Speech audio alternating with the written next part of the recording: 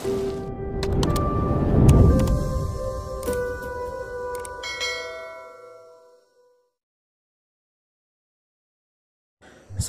warahmatullahi wabarakatuh. Selamat datang kembali di channel kami Azril Hidayat. Pada video kali ini saya akan mengabarkan tentang perkembangan P3K khususnya untuk guru di tahun 2021 berkaitan dengan materi P3K di tahun 2021 yang nantinya akan masuk dalam seleksi kompetensi ya. Ini merupakan keputusan final. Kita ketahui beberapa waktu yang lalu ya, di bulan-bulan sebelum bulan ini banyak sekali pernyataan-pernyataan baik dari Kemendikbud, baik dari Menteri Pendidikan maksud kami, ataupun dari Dirjen GTK ataupun dari Sekretaris GTK mengenai materi apa saja yang nantinya akan diujikan pada seleksi kompetensi bagi guru P3K di tahun 2021. Dan ini merupakan keputusan final ya tentang rincian materi P3K di tahun 2021. Silahkan disimak.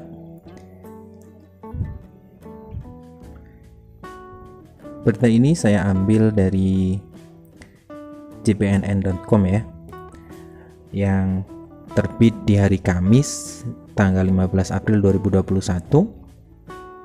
dengan judul Seleksi PPPK 2021, Kemendikbud menjawab soal tes bakat skolastik, jelaskan 4 materi. Ini disampaikan oleh Dirjen GTK Kemendikbud RI ya, Bapak Iwan Syahril. Kementerian Pendidikan dan Kebudayaan Kemendikbud memastikan bahwa tidak ada tes bakat skolastik dalam seleksi pegawai pemerintah dengan perjanjian kerja atau PPPK.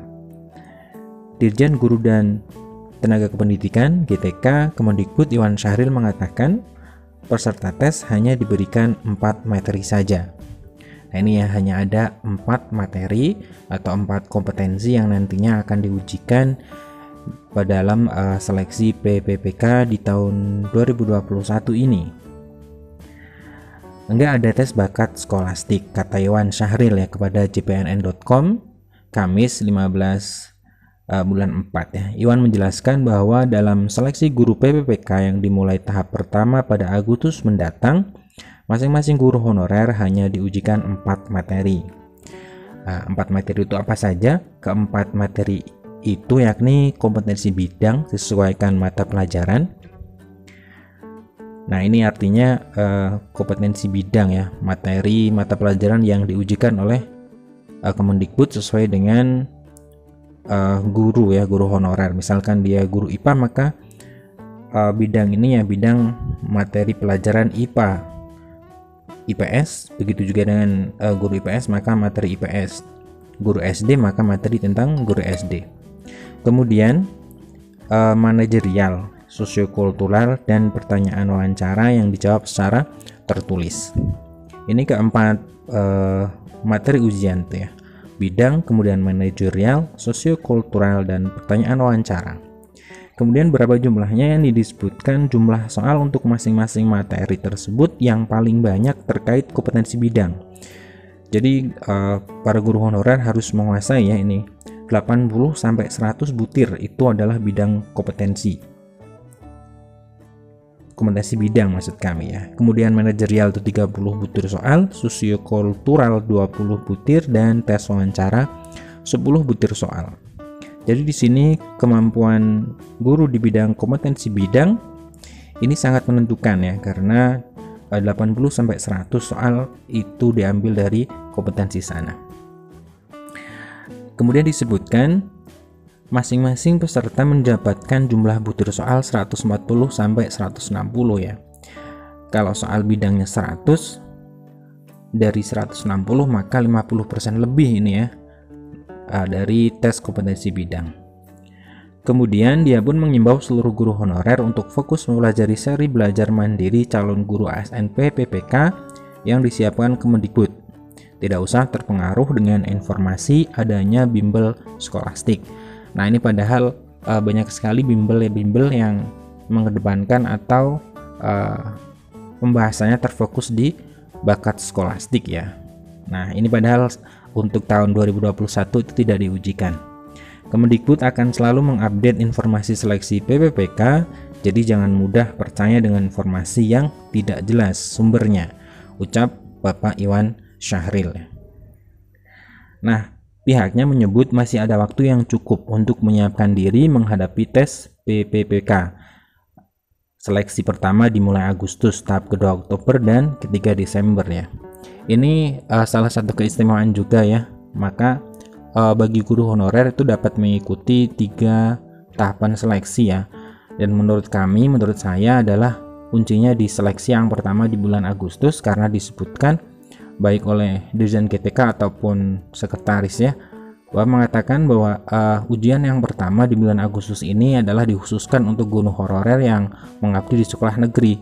Jadi di tes yang pertama di bulan Agustus itu guru honorer negeri itu tidak ada bersaing sama sekali, dan ketika mencapai passing grade maka dapat dipastikan mereka mengantongi formasi di sekolah masing-masing.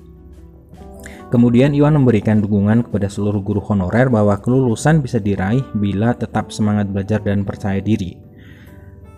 Sebelumnya, Ketum Forum Guru Honorer Bersertifikasi Sekolah Negeri FGH BSN Nasional Rizky Safari Rahmat mengungkapkan, banyak guru honorer mendapat tawaran bimbingan belajar skolastik atau tes bakat ya.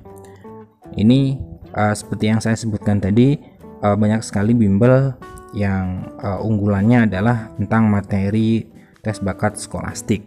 Padahal yang menjadi tolak ukur adalah bidang ya, karena ada soal 80-100 itu diambilkan dari mata pelajaran yang diujikan. Dan insya Allah bagi guru honorer yang sudah mengabdi lama, maka ini akan menjadi hal yang sangat mudah, karena bidang materi pembelajaran itu sudah diajarkan dan sudah melekat ya di guru honorer yang sudah mengabdi cukup lama.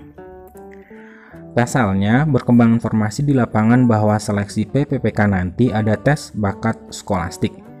Hal itu mempengaruhi guru honorer karena di awal-awal sosialisasi PPPK pada Desember 2020, Kemendikbud juga pernah menyampaikan ada ujian skolastik. Nah, ini berita dari jpnn.com yang menurut saya adalah kabar baik bagi guru honorer, karena akan memperingan ya kerja dari guru honorer. Mereka hanya cukup fokus di materi bidang, kemudian sosiokultural, kemudian manajerial, dan juga tes wawancara yang nantinya akan diujikan secara tertulis.